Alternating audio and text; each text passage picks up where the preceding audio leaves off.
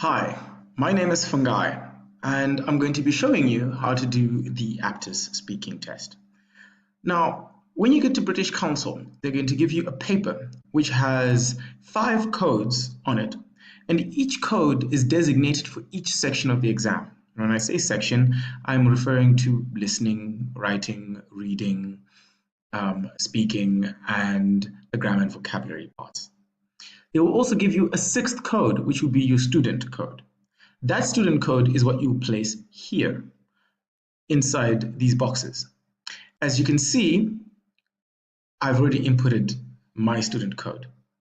When you finish doing that, you then click Next. After that, you then put in the individual code for that specific section. In this case, it will be for speaking. As you can see here, it's already been put in place. When you finish, you then click Next. After that, it gives you this pop-up which confirms which student you are. So if I was writing this as at British Council right now, this would say, are you Fungi? All right? But since I'm writing using a test account, this will just write example test student. I click yes to confirm that this is me.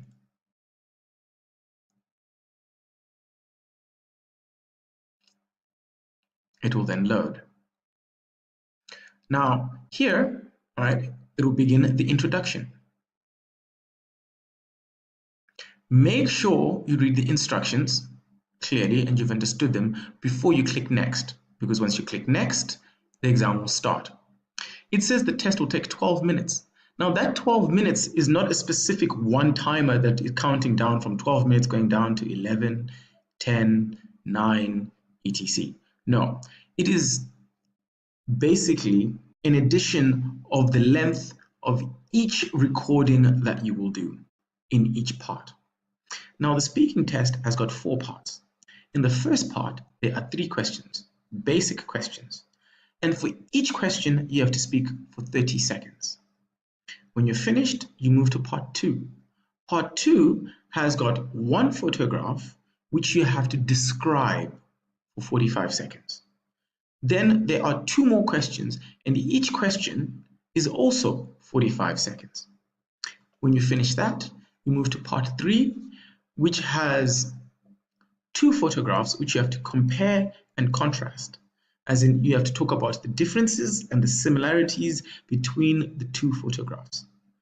After that, you then speak you answer 2 more questions, and you will speak for each question also 45 seconds. Those 2 extra questions will be related to the photograph. When you finish, you then move to part 3. And in part 4, you will then get a photograph and 3 questions. Those 3 questions you're going to speak for 2 minutes, and the photograph is there simply to help you to think about what you need to say in those 3 questions. I'm going to start the exam. Right. At this point, right, we test the microphone.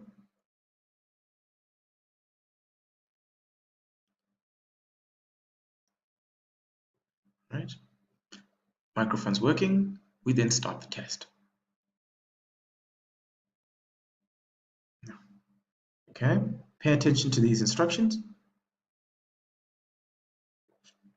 because you will only be able to do the recording once. You cannot redo the recording. Okay, and you begin. Now, as you can see,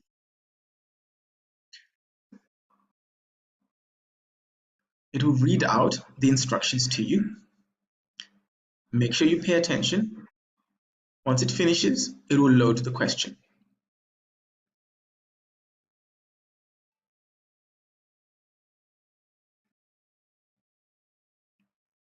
Okay, so you cannot stop the recording until after you've answered the first 10 seconds. As you can see the timer, first 10 seconds, and then at that point, if I've spoken and I wanted to stop, I can then stop the exercise. But I have to answer this question, right? Please tell me about your family. Well, my family is quite large. I have five siblings, 3 brothers and 2 sisters. Right. When the recording finishes, it moves to the next question, which I will then answer right now. Well, I like to read in my free time. I really like reading science fiction and fantasy novels. My favorite is The Lord of the Rings, written by J.R.R. Tolkien. I also really love the Harry Potter world. And I basically cannot stop reading anything from J.K. Rowling.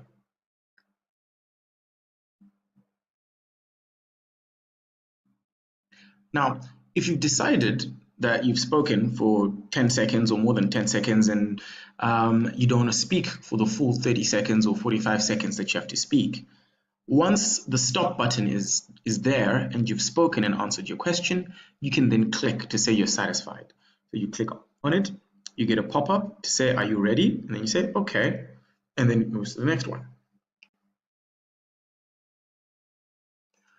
Now, here, you're now waiting for the program to finish uploading the first 3 responses that you've made. When it finishes uploading, it will give you the option to then click next, so you can then move to the next part. Okay. Make sure you speak clearly when you're answering the response. Do not try to be perfect, because that will just make you be more stressed and more afraid, which will lead to more mistakes. Relax and speak. Okay, we're going to move to the next part.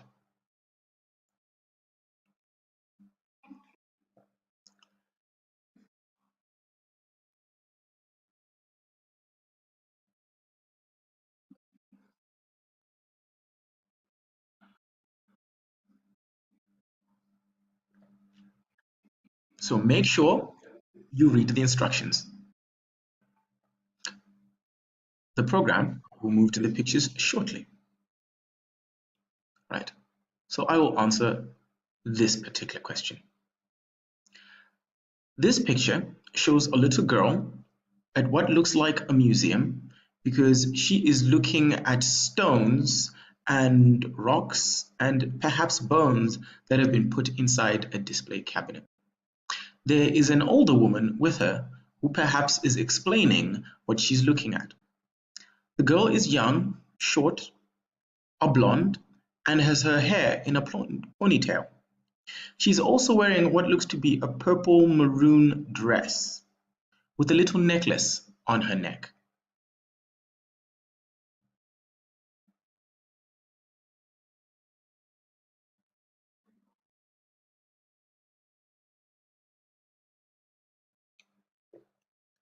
The last time I visited a museum was when my friend came to visit me here in Madrid. We went to Museo del Prado because she really wanted to see what was there. She's heard so many things about it. We went on a Sunday, and because it's a free day, it was really busy, and the queues were really long. We had to wait an hour before we could get in, but it was worth the wait. I love the Prado. It's a beautiful museum with some amazing exhibits. My favorite, though, is the Anthropology Museum that is close to Atocha.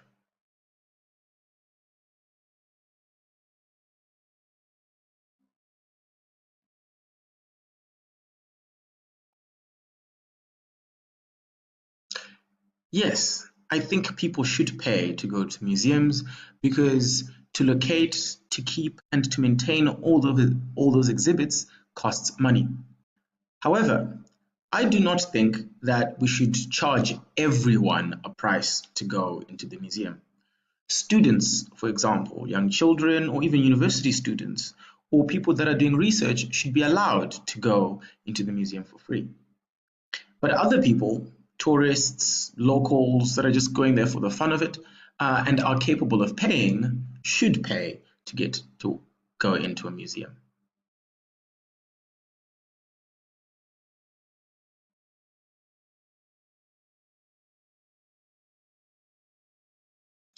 Okay, so now we are waiting for it to finish uploading the content that we just made. You should notice the fact that you do not have the chance to control anything. in the speaking exam. You do not choose when to record, you cannot re-record, and the progress from one question to another is automatic. So you should be paying attention the whole time of the exam. And now we wait.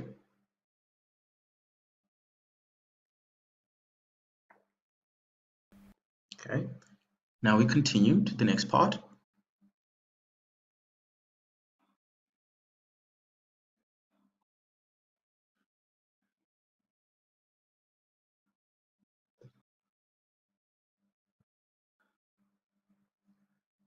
Okay.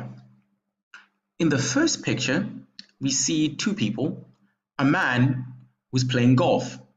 In the second picture, we see people playing basketball.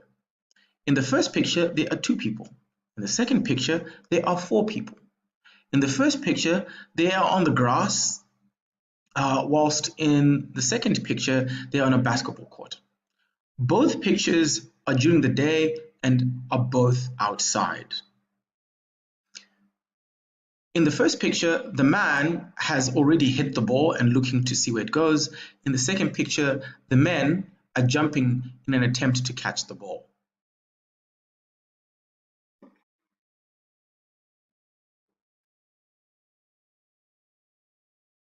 I would say anyone can play these sports. However, golf has a reputation of being elitist, as in being a sport only for rich people. And this might be true because the equipment is very expensive to buy, and memberships for golf clubs are also quite expensive to have. Whilst basketball is much cheaper, which means it is more accessible to everybody. Here in Spain, a lot of people play basketball because it's a very popular sport, but far fewer are able to play golf.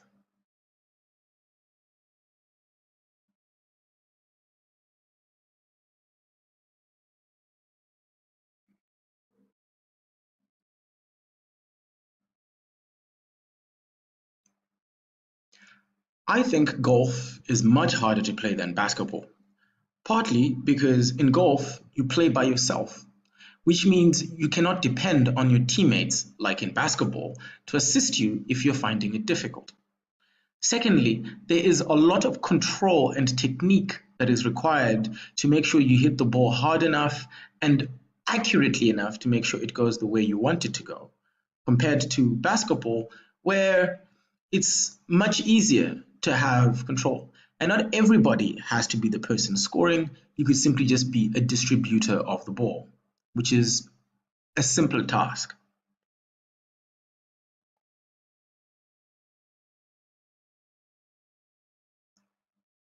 Now, as you've noticed, in the first question, where I had to compare, you are not meant to describe the photographs. Your job is to show the differences and the similarities between the two photos. That is your primary focus. So when you speak, you must make sure that you are answering by comparing what you see in that first photograph and in the second photograph. That's why I mentioned, for example, that there were two people in the first paragraph, in the first photo, and then in the second photo, there were four people. That they were on the grass, whilst on the other photo, they were on the court. Or, for example, the fact that they are both outside, which is to show a similarity. You have to make sure you don't make the mistake of simply describing the photographs, but to make sure that you actually show us the differences and the similarities between them.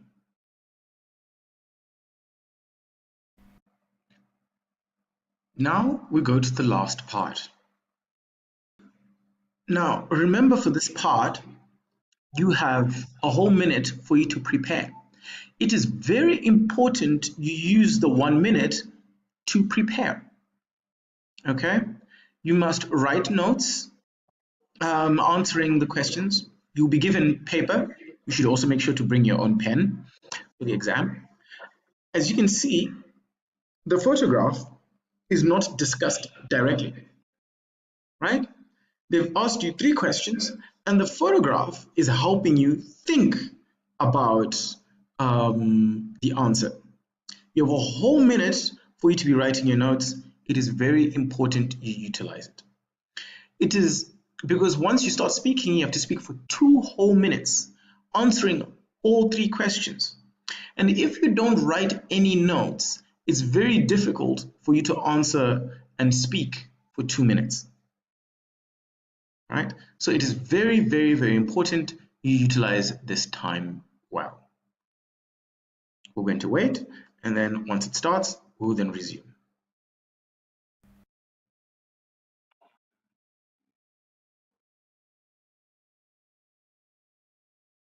Okay, as you can see, the timer has started. So I now have to speak for 120 seconds. I'm going to start now. Well, one time I was alone was when I first moved to Madrid. I didn't really know anyone, and I'd come here to study a master's.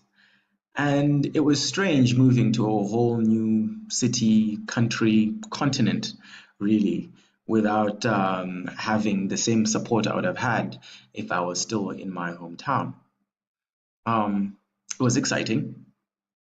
It was very intimidating and scary.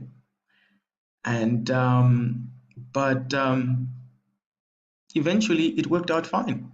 I found new friends. Some of them were my classmates, some of the people that I met whilst I was on a night out, and that helped make me feel more secure and not alone at all.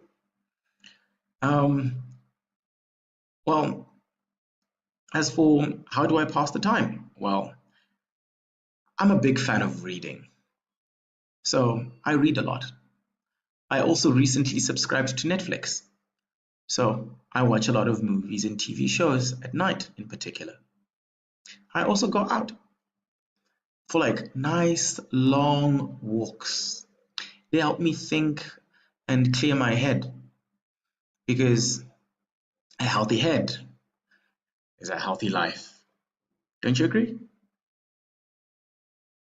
And since I finished speaking now, I can easily just press the stop button and then say okay. It will then upload